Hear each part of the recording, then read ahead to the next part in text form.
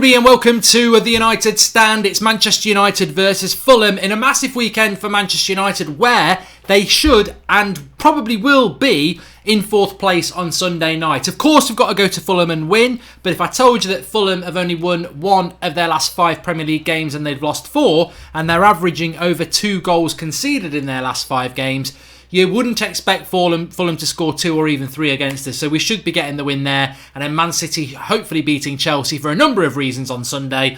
1, to stop Liverpool winning the league, and 2, to allow us to leapfrog Chelsea. So it could be a very, very significant weekend for Manchester United. Now, we've got to be careful because of Burnley. We're talking about that in a moment. But it's very rare that we start a preview show, start talking about a transfer. But I just want to bring this in because it is quite exciting for me. And I think it'd be quite exciting for you as well. The transfer window obviously is shut now till the summer. But there were some interesting things I read on Sport Witness today that they've picked up from other outlets. That Manchester United's entourage is been asked to be kept informed in relation to Ndombele, the Lyon midfielder, who you've probably seen mentioned by me on few videos and on the live comments as well. Very, very, very encouraging this. Doesn't mean we're going to sign him, doesn't mean we're even linked to him, but to even have that sort of story is nice because, you know, me, I like James Rodriguez, but we're never really in for him. But to be linked with Ndombele is very important and very good and very significant because we do need another. I think we need another 2 midfielders. I think at the moment, beyond Herrera, Pogba and Matic, we're struggling. We are struggling. I mean, Fred hopefully can come good. Pereira, McTominay, the jury's out. It really is. But Ndombele is probably one of the most touted midfield talents around at the moment. Juventus were meant to be close to him. Inter want him. Chelsea have been linked to him. Man City have been linked in the past. I wouldn't be surprised if others join the queue. But for Manchester United, he would be absolutely key. A lot of people say, well, yeah, it'd be brilliant instead of Matic next season. And yes, he could play that position, but I think in fairness, he's not just about being a CDM. In fact, a lot of the time for Lyon, he doesn't really play as a CDM. You've got Fekir further ahead of him, but Ndombele is more box to box. He is good at pressing. He is very, very physical, but he can drive with the ball as well, and he's good on the ball. To be honest with you, I would play him CDM because that's where I think he'd be good, but he could play the Herrera position as well. So very, very exciting to hear that bit of news and, you know, obviously, definitely the sort of player that we should be looking at. I also just want to say as well, that I think Victor Lindelof is absolutely sensational. He's on the thumbnail for this preview, and to be honest, most people who make it onto the United Stand thumbnails, you're talking Rashford, Pogba, they get quite a few, Martial, Lingard, De Gea, but never really many defenders get on there. And Lindelof, I think, is one of the first we've had on this season, and I just want to say a big shout out to Lindelof. I think he's been fantastic, and I mention him because somebody messaged me the other day and said you were one of the people who were dead against him, and I wasn't. I've always liked Lindelof. I remember at the start of last season, some top Reds saying I'm convinced he's going to flop, and I was the one saying no, I don't think he will. I think he can come good. I think, you know, he can be like Vidic. He can start badly and come good, and I think he has done what I and a few others said. He has literally echoed and mirrored what Nemanja Vidic did at Manchester United. Started off very, very, very shaky and has become stronger and stronger and stronger. I still think he might have another mistake in him. You know, I still think he might do. But his consistency has been absolutely fantastic. And it does go back to the Mourinho days. Somebody was saying on Twitter today, actually, oh, what you want about? He's only played for good for a handful of games under Ollie. No, he hasn't. He's been pretty consistent since about October under Mourinho and continued with Ollie. I think he's been absolutely brilliant. So a big shout out for Lindelof. We don't normally get a chance to do that sort of thing, but I think he's been an absolute revelation.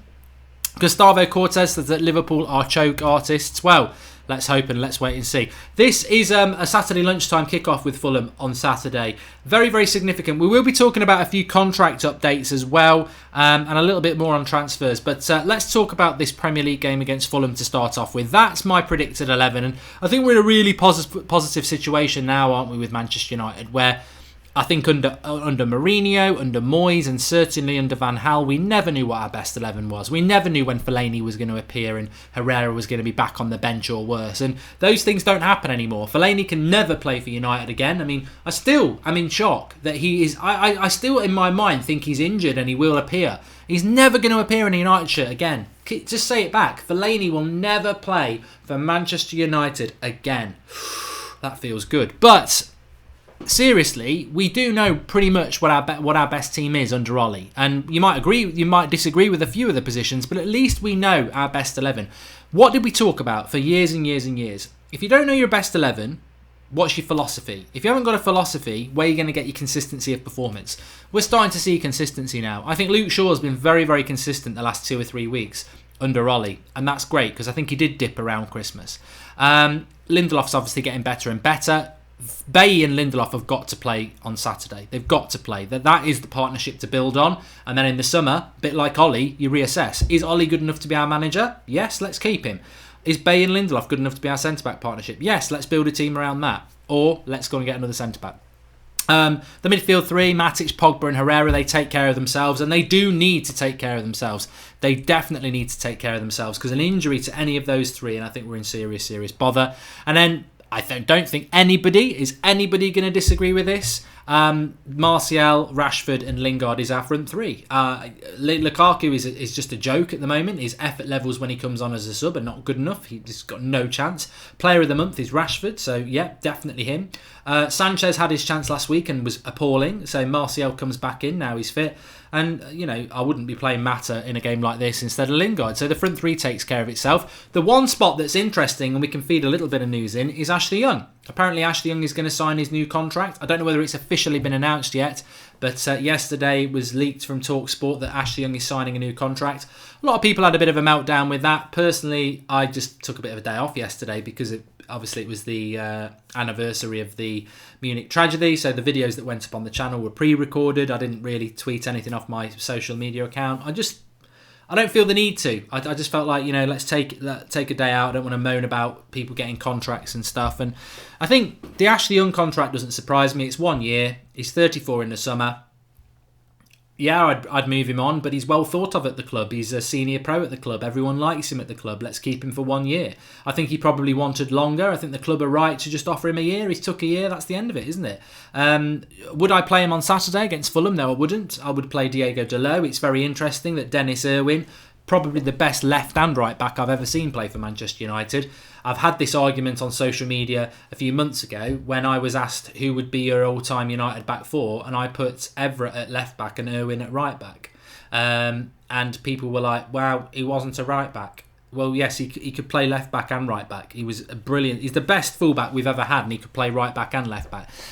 Dennis Irwin has been talking about Dalot and how impressed with him he is. I think now's the time for Dalot. I don't think that's my predicted 11, and I think that's what it will be. I think he'll go with Ashley Young. But I think now's the time for Dalot. I mean, it's almost got to the point with Ashley Young now where his performances in the last 2 games have been so atrocious. So atrocious. I mean, he's basically a winger playing at fullback. So he's crap at defending because he's a winger. But the thing he always gets praised for is when he's going forward, he can whip a cross in, he can beat a man. We can't do that at the moment. I think his last 2 performances for United have been absolutely terrible. He doesn't deserve to start. I would even be thinking about bringing Valencia back. That's how bad he's been. But I actually think now's the time for Dalot. I would play Dalot in this game. I don't think Ollie will. I think he'll stick with Young, because remember, Young has got the captain's armband. But I would go with Dalot. Why not? Fulham, as I said, Fulham have lost 4 of their last 5 Premier League games. They're averaging over 2 goals a game. We're going to win this game, and I would give Dalot that opportunity. And I think then you pretty much got your best 11. You pretty much got your best 11 until the transfer window. A team of De Gea, Dalot, Lindelof, Bailly and Shaw, nearly said Jones, Matic, Herrera, Pogba, Martial, Rashford, Lingard. That's our best 11, and you just go with it until you get suspensions and injuries. So I would go with Dalot, and I'd be happy to do that. I would be happy to do that. So yeah, I would. I don't think Ashley Young's been good enough recently. I really don't. Just on the talk of contracts, Herrera and Mata are being offered contracts, but Phil Jones has been offered a contract, and it's meant to be a long-term contract because you can't give Phil Jones a 1-year contract because he's not in his 30s, he's 26. So Manchester United are apparently going to give Phil Jones, I think it's a 3 or 4 year contract, which is a massive contract to give him, but I do expect him to get given it as well. I mean, I had people messaging me yesterday, what do you think about this? Well, I would sell Phil Jones. I don't think he deserves a contract. And I would say this is only my personal level, but I'm not surprised he's going to get one. I'm not going to melt down about it. But, you've got top teams going out trying to get top centre-backs, and we're retaining Phil Jones. It's the mentality needs to change at United. It's the retaining of the deadwood that is the problem. I mean, people will say, "Oh, stop it! Jones is a good player. He gives his all." But do you want to be a charity, or do you want to be champions? They both start with CH. They both start with CHA. And then the fourth letter is where are you a charity or are you champions? And you're not going to be champions with Phil Jones. He takes up a spot in the team. He takes up a segment of your budget. And, consistently over the last 4 or 5 years, he's missed half the season with injury. Consistently over the last 4 or 5 years, he's cost us games. He cost us the FA Cup final last year. And consistently, he's just not good enough. So I would move him on. I can understand keeping Ashley Young because it's 1 year and he's in his 30s. Why not? But retaining Phil Jones for 3 or 4 years, he's not been good enough for the last 3 or 4 years, so why is he good enough now? I'd let his contract go. I'd take the hit and let him go, I would, but I think we will be giving him a new contract. As a fourth choice centre-back, okay, yeah, as a fourth choice centre-back, that's fine. Anyone who's anywhere near the first team and forget winning titles, that's what I would say. But I expect him to sign a contract. As a fourth choice centre-back, I can live with it, but to be honest with you, I think we should be looking at better. Young is the captain of Deadwood FC. He needs to go, says DT's anger management counsellor. Contracts don't mean a player is staying, says Samuel R. Yes and no. Yes and no. I mean, if you want to get rid of a player, just let them go. But I suppose you could say give him a contract and then sell him. We did it with Fellaini. But normally, if you're giving them a contract, it means they're going to stay. And Phil Jones is desperate to stay, which I can understand. It's never personal, is it? It's never personal. I mean, it was never personal with Fellaini. I didn't like him as a footballer. It's not personal with Ashley Young. It's not personal with Phil Jones. I'm sure they're really, really nice people. But football's mega business. Football is mega passion. And you want your team to be the best. And history is littered with fans who have a player that they just really don't want at their club. And, I don't really want him at the club anymore, to be honest with you. Why is Roy Keane your favourite Manchester United player, says Siabijit Badra? Because when I was growing up, Roy Keane was the best captain in the Premier League. He played for my club. He epitomised absolutely everything that I want in a footballer. Passion, leadership, never stops, never accepts anything that below your best. And a very, very good footballer as well. And was there for some of the best moments of my life as a football fan. So I absolutely loved Roy Keane as a footballer. And there isn't anybody like... And you know what? How good is that? Because I saw something today, just to dabble back on transfers for a moment before I talk about Fulham again. I saw something today about the Barcelona president talking about their recent transfer activity. For example, De Jong from Ajax, who's relatively young. And he basically said that they are planning for life without Messi. Well, Messi's not going to leave Barcelona for at least 2, 3, maybe 4, 5, 6 years.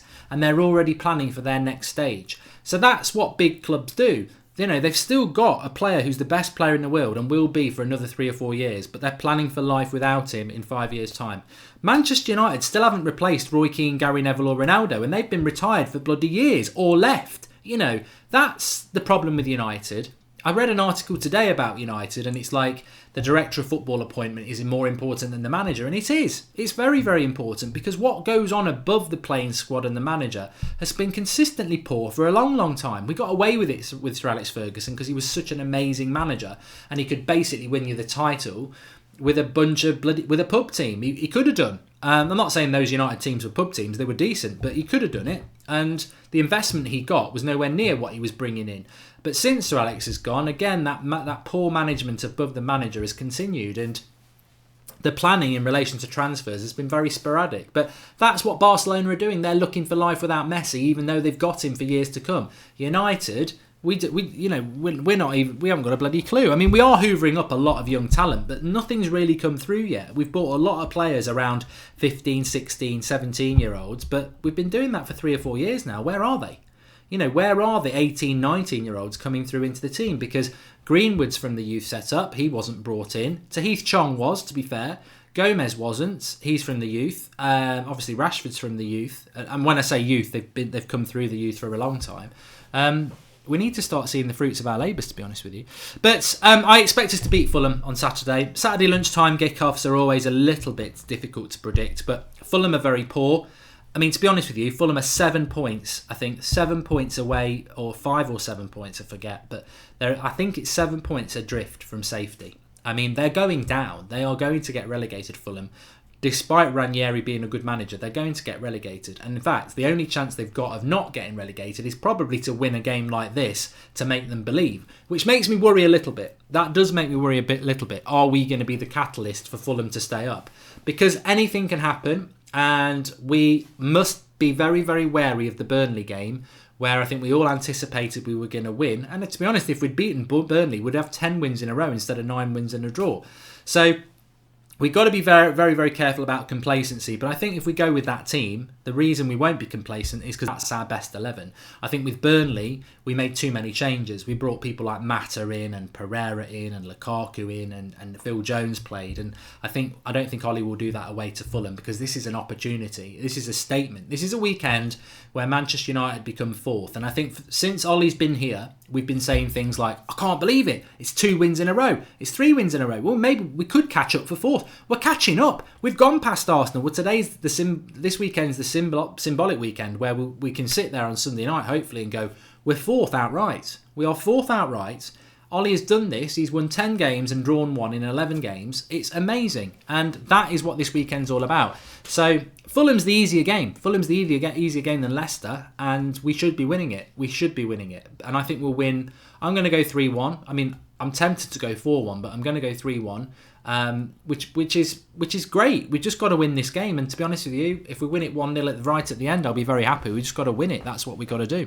And I fully expect us to do it. I don't see Fulham causing us any problems. I mean, you look at Fulham's team. Ryan Sessegnon's the player that always comes out to my mind. He's been on the bench recently. Mitrovic, I mean, he used to play for Newcastle. He's just a bang average Premier League striker. They just don't have the quality of players to cause us a problem. I mean, Jean-Michel Seri is a player I really thought what a significant signing he was. And Fulham spent a lot of money. But he's a bit like Fred and Keita. He's just not adapted to the league that well at all. So I'm confident we'll win this. The quality, they don't have the quality, they don't have the confidence, and this is about United getting 3 points. And then obviously we've got PSG next Tuesday, which is just massive, and then we've got Chelsea, and then we've got Liverpool. So this is the last sort of game that's on paper easy for us to win, and I think we will win it quite comfortably. A lot of people going 3-0. I mean, I don't know why I'm saying Fulham are going to score, to be honest, because they really shouldn't. But Wes Brooks says Chong and Gomez versus Fulham. I don't know what anybody else thinks, but this is not a game to be playing youth players. I think Dalot I would bring in for Young, but apart from that, you go with your strongest team. And to be honest with you, I'm not one of those fans at the moment that's demanding youth. I'm not. I think we're at too much of a critical stage now. I think the games in the Cup, we probably should have played Greenwood. The first third round game that we had against Reading, I would have played Greenwood then. But where is the opportunity to be playing Greenwood at the moment? I don't see it. These games are massive games. Like, I know Fulham away, massive. Well, it is massive because it's symbolic. If we win this, we put ourselves into fourth. Then you got PSG, got to go with your strongest team. Then you got Chelsea away, got to go with your strongest team. Then you got Liverpool at home, got to go with your strongest team. So I think until we're out of Europe or we've secured fourth place, I'd expect to see Gomez and Greenwood and Chong maybe April time. But for now, we got to go with what we got, because we've got to win as many games as we've got. If they're good enough, play them. I agree with that, but I don't see where they fit in at the moment. I don't see Chong kicking out Martial or Lingard. I don't see Gomez kicking out Pogba. At the moment, you go with what you've got. And maybe they get on the bench, but I don't see that. Ricardo says we should drop Young. I agree. I think we should be dropping Ashley Young, but I don't see it happening. I really don't. Awesome run of games coming up for United. Beers in the fridge. What will be, will be. But 2 months ago, we had none of this buzz. And that is a great point from Alien Tenno. I mean, we are greedy as Manchester United fans. And we should be greedy as Manchester United fans, because I will never settle. You know, I remember, boring blast from the past here, but I remember being sat on Malahide Beach, just outside Dublin, at about 2 o'clock in the morning, in 1999, and about 4 or 5 hours before, I just watched the best game of my life when Solskjaer won it for us. And I was sat on the beach with a cigar, didn't really smoke, with a bottle of whiskey, with a couple of United fans, and we were just chatting away, not random, they were mates, and we just run the treble. And I distinctly remember sitting there going, right, you know what we've got to do this summer? Go and buy 2 absolute world-class players and go again. And we didn't do it. And Roy Keane said it. And he said it years after. We sat on our laurels with the 99 team. We should have gone again. We should have spent and gone again. And we didn't. We thought, we'll just go with what we've got. And it's amazing. You've just won a treble and you're sat there greedy. I want more. But that's the United way. That's the way we should always be. We should always want more. If you win Sir Alex Ferguson used to say, you win a title, next year you want to win it again. You don't rest on your laurels. And United are a long way from where they need to be at the moment. We're a very long way from where we need to be. But we want to be greedy. We want to be greedy. We want to win. We want to keep going, and we want more. And there's nothing wrong with that. And 2 months ago, the season was over 2 months ago under Mourinho. We weren't going to get top four. We weren't going to win against PSG. And I don't think anyone thought we could realistically win the FA Cup because we were shit. And now, 2 months later, we've got an opportunity to be in fourth, which I still think is an amazing turnaround. We're in the FA Cup and we fancy our chances against PSG. Now, what will be, exactly. But to have that buzz back is great. But even though we've got that buzz, I don't think any United fans sat there going, this is great, let's just enjoy it. We want more. Come on, we want more. This time next month, we want to be, yes, we're going to go through into the next round of the Champions League. We're firmly in fourth place. We've knocked Chelsea out the cup. That's what we all want, isn't it? Chong on the right wing against Fulham says, I am what I am. I'd be very, very surprised. For me, you've got to go with Lingard, Rashford and Martial. Fred needs attitude change and to step up, says Trompy Hembuddy. I worry about Fred a little bit. I mean, United have never had a Brazilian that's done that well. They just haven't. And I thought this one might be different. And that is mythical. I mean, there's no reason why you can have Brazilians at other football clubs in the Premier League who do really well. And at United, we just don't. At some point, we will break that spell. And hopefully it will happen with Fred. But he does need, he's a £50 million midfielder. He's got to do more, I agree. And I still hope that there is. Mad Marcus says there are strong rumours that you lived in Ireland, Goldie. I did, but I don't like to talk about it. I don't mention it much. We should be competing for the Champions League, says Sarmad Wani. I disagree with that. I don't think we should be competing for the Champions League this year, but I think we are competing for it. I'll say what I say. I'll say what I say, and if I see it, I'll say it. I think that this United team is probably 3/4 top-class players away from challenging for the title or the Champions League. It doesn't mean you can't challenge for it, but I think we're one injury away to a big player from collapsing. I don't think the squad's good enough beyond the first 11. And I think even in the first 11, we probably need to improve in 2 or 3 positions. So it's going to be a very interesting end to the season. I'm very excited about it. Dalot should start on Saturday, says Cyan Brully Saga 212. I agree with you. Mark Matic said if we keep Ollie, we will win the league, says Russell and Yoni. Well, Matic is wrong. I do like answering a question bluntly, but Matic is wrong. We're not going to win the Premier League with that team under Ollie. We're not. No, we're not. I mean, it's very easy to say it and be speculative and go, well, look, we've not lost in 11 games, but we are going to have a bad loss. We are going to have a bad run of games. No manager in history has picked a team up and just kept winning and winning and winning. And even those that have done very well tend to have spent a lot of money. I remember when Mourinho came into Chelsea, they were winning a lot of games. When Pep came into City, they were winning a lot of games. If you go and manage a team like Real Madrid, you're going to win a lot of games, but you've got a massive amount of money behind you. United are never going to have a massive amount of money around them, so you're going to have to do it on pure ability. And, relatively, United will spend money, but they won't spend enough money that we need to be spent. But Matic is wrong. We're not going to win the title with that team next season. No way. Matic is not. I think Matic is one of the positions I think needs changing if you want to win a title. But I think we can comfortably get top 4. I don't think next season, if Ollie's here and he doesn't get any money to spend, I would expect that team to be comfortably in like 3rd or 2nd and maybe pushing for a title. But I don't think it's good enough. It needs some investment. Nicholas, and that's not a negative thing to say that. I'm just saying we are 2, 3, 4 players away from being Premier League title contenders, and I know those positions. We've got to sort. I think we do need another centre back. I think we definitely need at least one midfielder. I think we need a right-sided player because I don't think Lingard really likes playing from the right. And I think we either need a right back or a backup striker. Because you can't rely on Lukaku and Sanchez at the moment, and certainly Ashley Young you can't rely on. So, these are facts. We're not good enough to win the title at the moment. Nicholas P. I want all the young fans to experience what we did in the 99 and beyond. We should aim high and never settle for second best. I agree with you, Nicholas. We definitely should. I thought there was a £200 million war chest, says George Kyle. I don't think anybody said that there isn't, George Kyle. of Kyle Shire. Marius Larson says, what if you switch Bay for Young at right back and play Smalling, Lindelof as centre back and Shaw on the left? No, I don't want Bay moving out of centre back. Just play Dalot. Rafael da Silva was Brazilian and he did good, says Fides Awangaramba. I think that's a bit of a myth. Rafael always gave his all and was very well liked, but he wasn't, I wouldn't say he was a hit. I think everyone just loved Rafael because he was tenacious, but he was never consistently our first choice right back. I wish he had been. I loved him. I think he was a very, very good player and he had great potential, but he let us down a few times. I remember was it the Bayern Munich quarter final where he got himself sent off, was it? And we went down to 10 men. That was stupid. I really liked Rafael, but it's a bit of a myth to say he was a success and a good player. He was a good player, but he never really solved our right back position like he should have done, which is why he got moved on, I suppose. Although I wouldn't have moved him on. I would not have moved him on. He's a very, very good player. Declan Rice looks very good, temper fusion, but how much is he going to cost? I mean, bloody hell.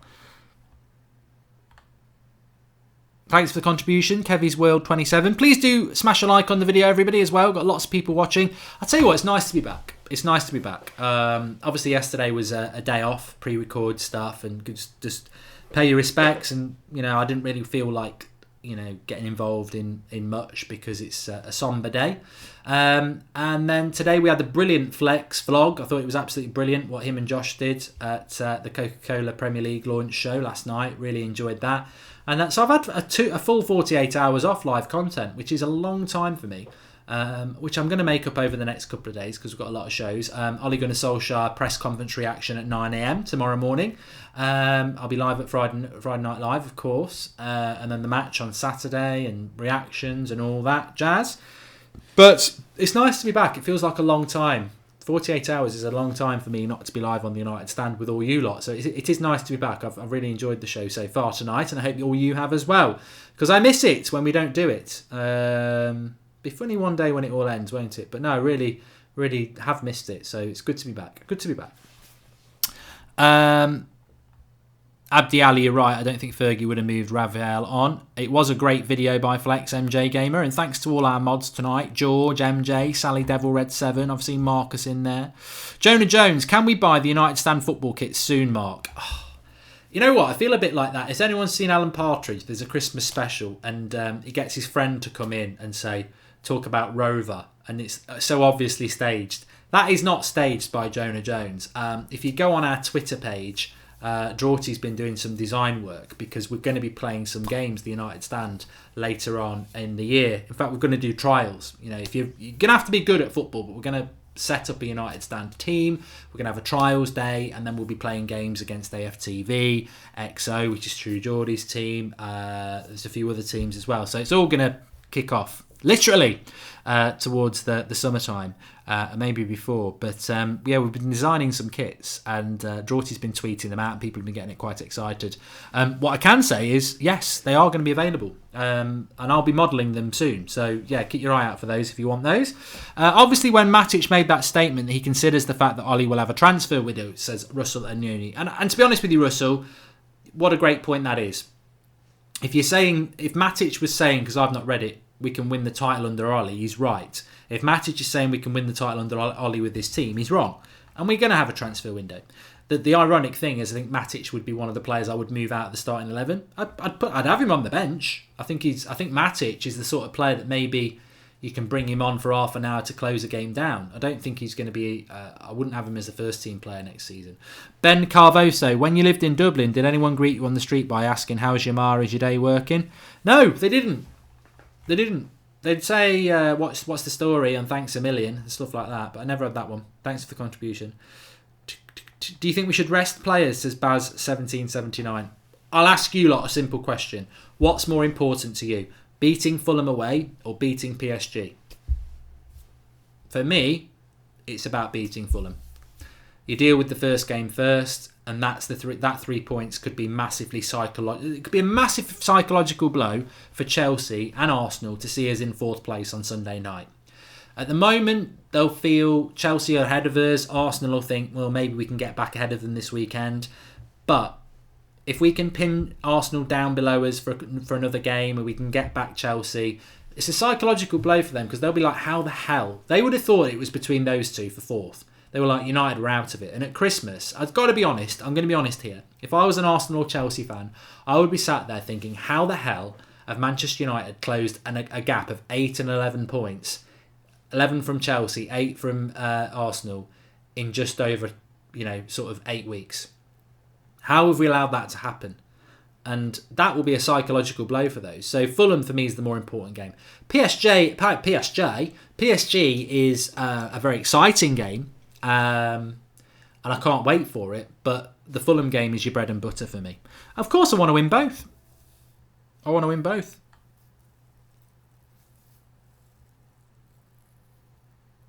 Krista Sebastian Thomason, sometimes you do talk sense, but you're talking a load of nonsense tonight. You're saying, Mark, your agenda against Matic is bullshit. Well, one, you don't need to swear at me, so, watch your mouth.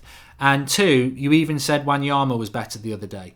I was asked a question whether I'd have Wanyama at Manchester United. I don't know whether I'd want Wanyama. I think there's better players, but Wanyama would be better at United than Matic because he's more mobile. And what we need in the CDM position is somebody who's more mobile. Matic has been brilliant under Ollie, but he's not mobile enough, and he's never going to be mobile enough. He's not the player he was at Chelsea 3 years ago. He's not going to be the player he is now next season. He's going to get slower and slower and slower. I think the way I think he's been very, very good for us. But now is not a time for charity, it's a time for being champions. And I think that Matic, next season, I'm perfectly happy with Matic now. I think he's more than good enough for what we need this season. But next season, if you want to take a step forward and win a title, I think you need an Ndembele there. I think you need somebody like an Ndidi there. You need somebody who's more mobile. We need a mobile midfield 3. And at the moment, and for the last few years, we've been too slow. And that's caused Pogba problems, and it's made us very easy to get at. And it was only a few weeks ago that we were at Wembley, where Dele Alli and Matic are running together in a one-on-one situation. And after 10 yards, Dele Alli's getting further and further away, and Matic looks like he's running backwards. And it's not an agenda against Matic. He's just not quick enough. Not quick enough for a team that wants to win a title. That's not an agenda. That is looking at issues in a team and saying, I would improve that in the summer. Somebody else, like you, might say, I'm happy for Matic to be our CDM next year. I want to remove Lingard from the team. Or I want to move Luke Shaw and get a new left back. You know what it is? It's called an opinion. And we've all got one. Are these guys... Carrick wasn't mobile, but at least had better quality on the ball, says Danes. But see, that's a bit of a myth as well. Michael Carrick was very fast. Michael Carrick only, I think the year he retired, out-sprinted Aguero in a sprint. Like Michael Carrick was slow bullshit. It is bullshit, to coin a phrase from Krista. It's absolute nonsense. Michael Carrick wasn't slow. He was never slow. He just didn't look like he was particularly quick, and I'm sure Marcus Rashford would burn him in his prime. But he wasn't like slow like Matic is slow. He wasn't slow like Fellaini's slow. He's not slow like Laurent Blanc was when he came to the club. He looked like he was walking when he was sprinting. Carrick was quick, and also Carrick actually could probably cover the ground quicker than most fast players because he had a very quick mind as well, but he wasn't slow.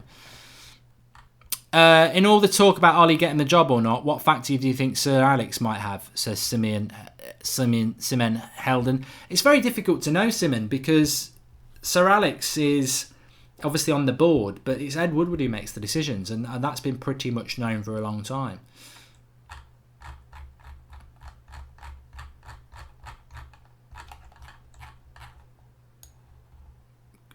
Oi, Young, get out my swamp, says Alec Wilson. And yeah, okay. But I think it's a very significant game for Manchester United, and I think that we will win the game. I do.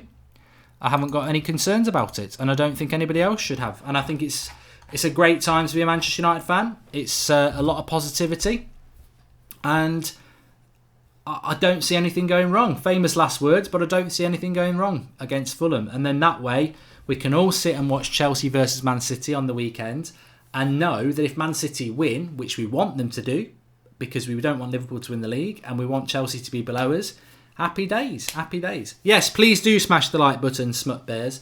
I just want to say as well, in this world of people getting confused about cheering for Man City, I want Spurs to win the league. They're not going to win the league. I like Spurs. I'd love them to win the league. But we all know they're going to drop points. They're not going to win the league. So you've got to choose between Man City and Liverpool. And for me, Liverpool is a rivalry. And Liverpool fans should be happy about this because it's a proper rivalry. And I don't want you to win the league. And it's not about hate. You're our biggest rival. I don't want you to win the league. Man City, I just find the rivalry a little bit weak.